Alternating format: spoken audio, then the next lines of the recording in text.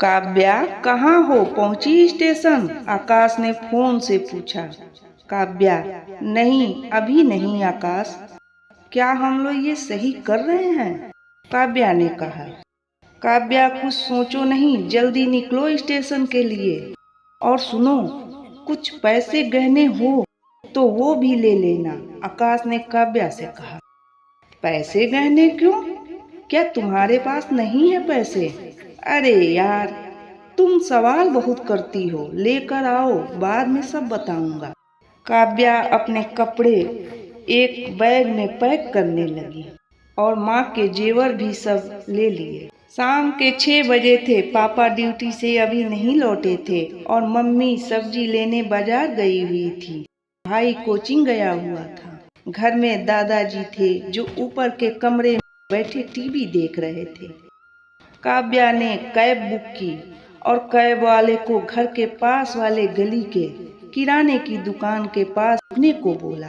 Cab वाला phone करता है, मैडम, मैं मोहन किराना स्टोर के पास आ गया हूँ। काव्या तुरंत अपना बैग ले कैब वाले के पास पहुँच गई। उसके घर के 4 घर छोड़ गली के तिराहे पे ही मोहन किराना स्टोर की दुकान थी।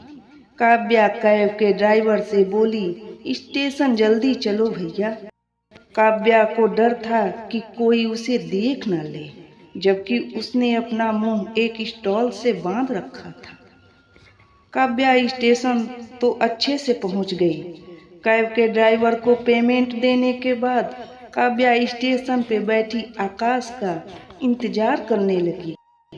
आकाश आया, बोला, तुम्हारा फोन कहाँ है? काव्या ने अपना फोन आकाश को दिया। आकाश उसे स्विच ऑफ कर दिया और कुछ ही समय में ट्रेन आ गई। चलो, आकाश ने कहा काव्या से। आकाश और काव्या ट्रेन में बैठ गए। इधर माँ जब सब्जी लेकर आई तो काव्या काव्या आवाज लगाई।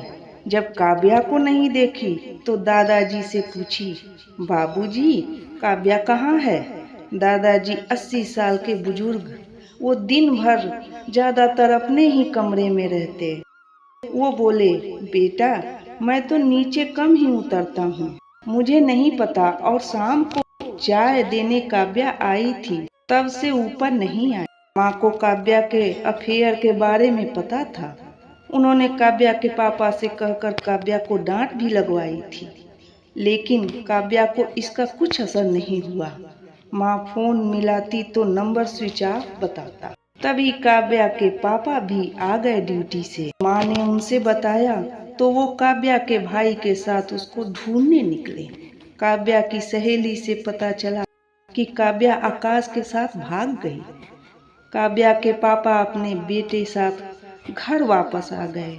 माँ ने पूछा, कुछ पता चला? पापा बोले, बस अब समझ लो कि वो मर गई। हम लोगों का बस एक बेटा है। पापा फपक कर रोने लगे। माँ भी रो रही थी। इधर काव्या आकाश के साथ रायपुर पहुंचकर कोर्ट में शादी कर ली। 2 दिन बाद काव्या ने माँ के पास फोन किया। माँ ने फोन उठाया तो काव्या बोली, मम्मी, मैं काव्या। माँ ने कहा कि तुम मर गई। हम लोगों के लिए क्या कमी की थी हम पति पत्नी ने तेरी परवरिश में?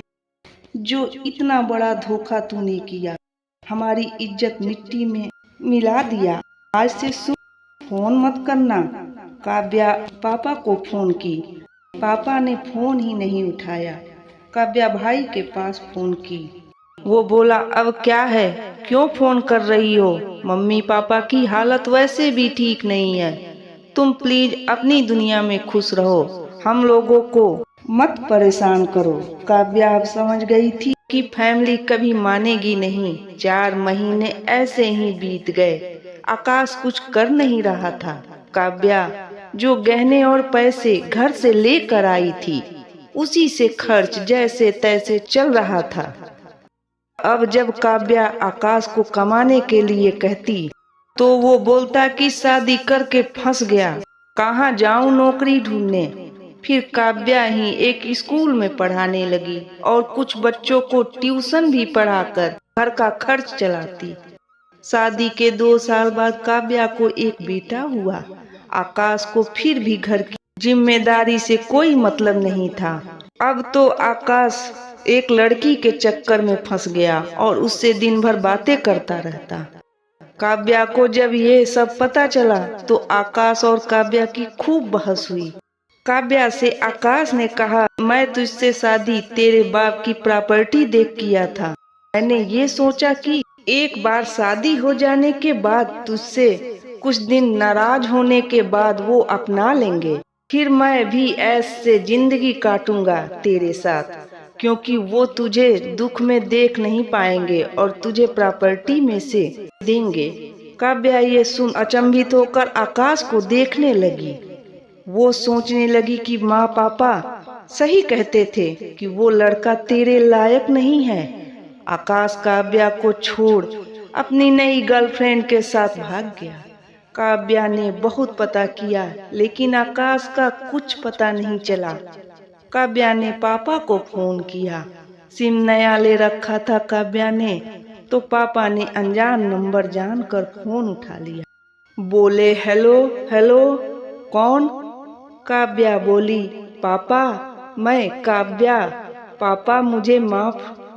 इतना सुनते ही काव्या के पापा बोले, रॉन्ग नंबर है, कहकर फोन काट दिया और अपने आंसू पोंछने लगे।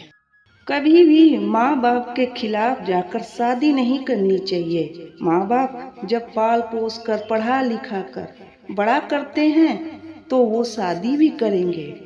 क्यों किसी लड़के या लड़की के लिए अपने माँ बाप को दुखी करना।